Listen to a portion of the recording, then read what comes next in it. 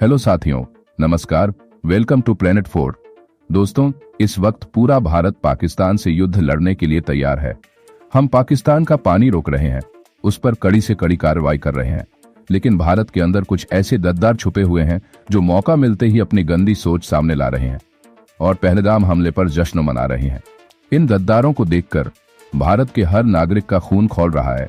एक तरफ जहां मासूमों के घर उजड़ गए हैं, माएं विधवा हो गई हैं, बच्चे अनाथ हो गए हैं, वहीं दूसरी तरफ कुछ गद्दार सोशल मीडिया पर पाकिस्तान जिंदाबाद के नारे लगाकर जश्न मना रहे हैं।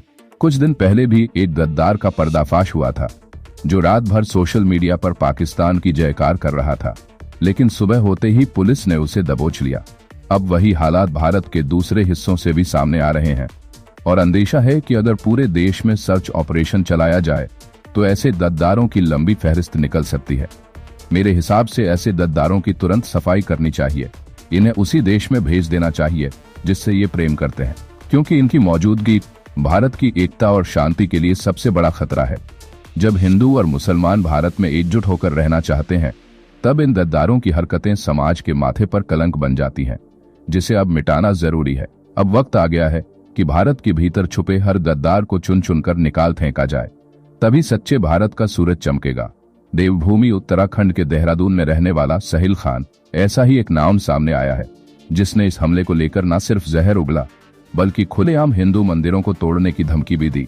हकीकत यह है कि पहलगाम हमले के बाद जब सोशल मीडिया पर बुलडोजर कार्यवाही की चर्चा चली, तो साहिल खान ने एक फेसबुक पोस्ट पर घिनौनी टिप्पणी करते हुए लिखा कि अभी तो केवल 28 लोग मरे हैं, इसमें तुम सब इतने घबरा क्यों रहे हो। इतना ही नहीं, उसने आग उगलते हुए कहा कि धर्मपुर चौक पर बना हिंदू मंदिर भी आंखों में चुभ रहा है, जल्दी ही उसे भी तोड़ दिया जाएगा।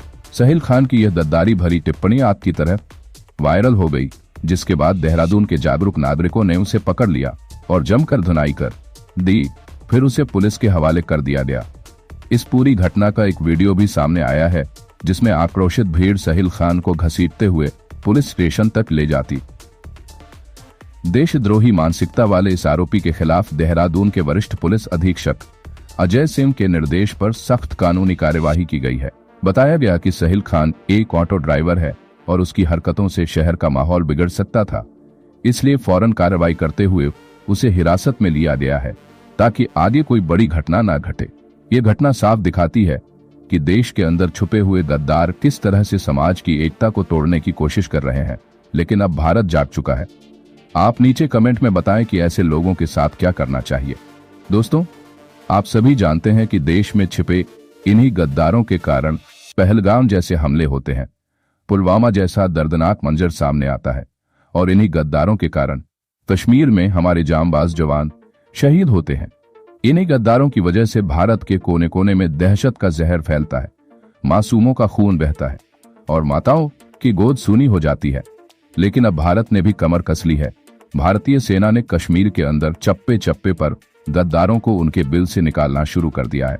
सेना, खुफिया एजेंसियां और पुलिस मिलकर हर गली हर मोहल्ले में तलाश अभियान चला रही हैं, ताकि इन दोगलों को धर दबोचा जा सके, जो भारत का नमक खाते हैं लेकिन पाकिस्तान के लिए जहर उगलते हैं। इसी के साथ साथ भारत के हर हिस्से में भी सफाई अभियान शुरू हो चुका है, ताकि देश को भीतर से खोखला करने वाले इन गद्दारों का हमेशा के लिए अंत किया जा सके। उधर पहलगाम में जांच एजेंसियों ने 14 ऐसे स्थानीय गद्दारों की पहचान की है जो पाकिस्तान के आतंकवादी संगठनों के इशारे पर जम्मू कश्मीर में सक्रिय हैं। इन आतंकियों की उम्र 20 से 40 वर्ष के बीच है और ये पाकिस्तान से घुसे आतंकवादियों को लॉजिस्टिक सपोर्ट और स्थानीय इंटेलिजेंस मुहैया कराते हैं। खुफिया रिपोर्ट के अनुसार इन आतंकियों के तार हिजबुल मुजाहिदीन, लश्कर-ए-तैयबा और जैश-ए-मोहम्मद जैसे पाकिस्तान पोषित संगठनों से जुड़े हैं। इनमें से 3 हिजबुल से, 8 लश्कर से और 3 जैश से जुड़े हुए हैं। जिन नामों की पहचान हुई है उनमें आदिल रहमान डेंटू, आसिफ अहमद शेख, अहसन अहमद शेख, हारिस नजीर, आमिर नजीर वानी, यावर अहमद भट्ट और जाकिर अहमद गनी शामिल है।